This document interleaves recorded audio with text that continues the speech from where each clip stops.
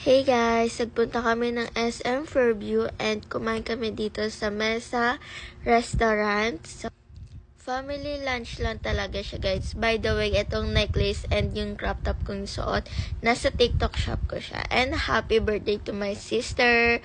So, actually, kaya kami nandito para mag-celebrate ng birthday niya. Dumating na yung drinks and appetizer namin. Gutom na kami talaga. Sobrang tagal na serving nila guys.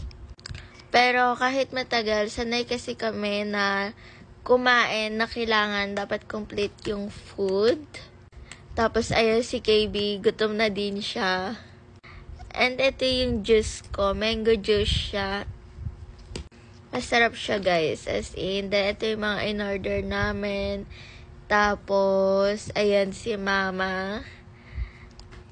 Actually guys, yung serving lang talaga yung sa kanila. Pero yung mga staff is very accommodating and nagbigay pa sila ng dessert for the birthday.